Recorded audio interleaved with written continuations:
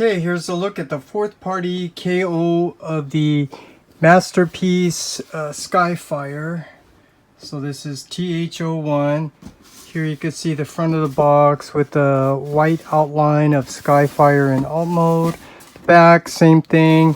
Top and the bottom, it's just a plain box, which is interesting to point out because this is one of those KOs that they did not actually KO the actual Masterpiece box. And since this is not an unboxing, I just thought I'd go ahead and show you. This comes packaged in a double clamshell. So here you could see the top has all the accessories, which I've already taken out, and he does come in a robot mode. So just wanted to show you that. And now let's take a look at the figure. So you could see yeah, this definitely looks like the Takata Masterpiece Skyfire. And the one thing I want to point out first of all is the tolerance on here. There's definitely some major issues with the back part. This area is so tight, I could not pull this out. I actually ended up having to unscrew it and file down like all these different areas because it would just not budge. And that's because the paint, I think they applied a lot of paint, which helps to make some areas nice and tight, but you can, if you're not careful, you might make it too tight. So right here, there's just one issue. And there are little nitpicky things, like here you could see this is not all like flush, and these areas are also really tight. So I had to kind of keep opening, closing it to kind of loosen that up. But other than that, I think, you know, it's a nice figure. It holds up.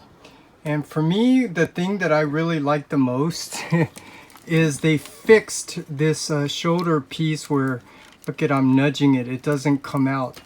And that's because what they did was they fixed it so that this area holds in much tighter. So that's a really big plus with the KO. And you can even hear that click there, so it holds together.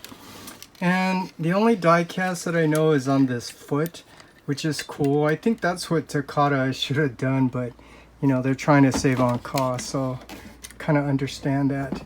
But yeah, this and as far as the articulation, there are some areas where it's a little loose, like right here.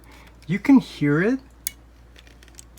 Like there's really small, tiny teeth in there, but yeah, it's kind of loose on there. But everywhere else, it seems nicely jointed. So just the same amount of articulation. Everywhere else, it's really nice. And like I said, this is really the big plus for me, and also maybe the die cast feet.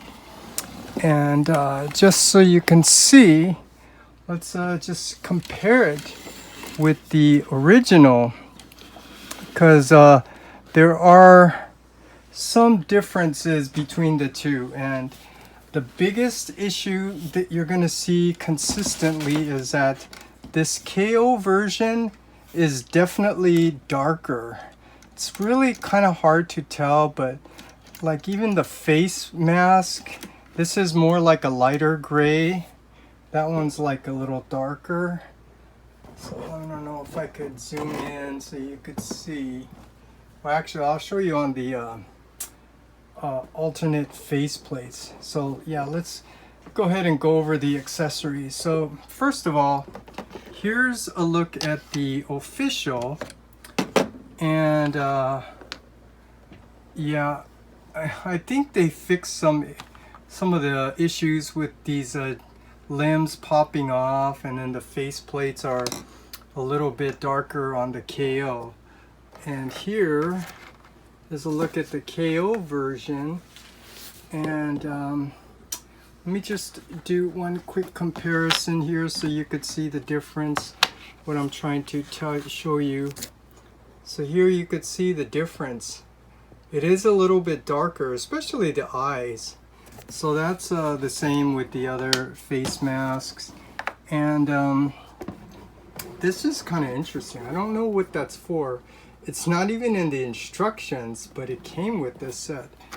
And so yeah, let's do this. Let's just compare the KO wheel jack, the articulation. So this thing holds up pretty good. And I have a trigger thumb since May 27th, and I might need to have surgery. But see, the official, I don't know if it's my copy or everyone else, but yeah, it doesn't hold together very well. But that's what I noticed with the KO. It holds up pretty good. And again, my suspicion is that because they applied more paint. So in terms of these little figures, these figurines, I think the KO is definitely better. And again, the consistency, I was telling you, the gun is definitely darker. So here's the official with the nice gunmetal metallic gray, and here this one's a little darker gray. So yeah, and it's even the same thing with the display stand. I don't know if it shows up here, but you could see the originals right here. It's a lighter, and the KO is darker. So that's the only other difference. Not really a big difference, but just wanted to point that out. And also, unlike the other fourth party KO, where they give you a direct copy of the box and the instructions, they actually gave you their own version of the instructions. So yeah, I'm just pointing it out because, you know, it's kind of interesting to point out why they did that. So just a quick look at the instruction, the way they redid the instructions. So yeah, it's interesting. They didn't KO the box, they didn't KO the instructions, so you also don't get a collector's card as well. So yeah, I just wanted to point that out, because if that means something to you, or you're not going to get it with this. But since I have the official, it doesn't really make a big difference. The only difference for me is what they did to improve the figure. And I could just tell you, I do like the die cast on the feet, and I do like how they fixed that shoulder so it's not manipulating. And supposedly, I think they were saying something about like they fixed the leg so it's not like at this wide A stance. But what they did is they made it so soft that you know, it's almost like friction, so you can kind of adjust it to whatever position you want. And after looking over the official, I realized that's really not much of a difference, because the official, even though it has a tighter joint and it's a wide A stance, you can actually almost get the same thing here, just kind of pulling it before it snaps. So yeah, I don't think that was really much of a big issue. So other than that, just wanted to show you the difference. And transformation, the KO, like I said, because the tolerance is so tight, yeah, this is not a figure I'm planning to transform.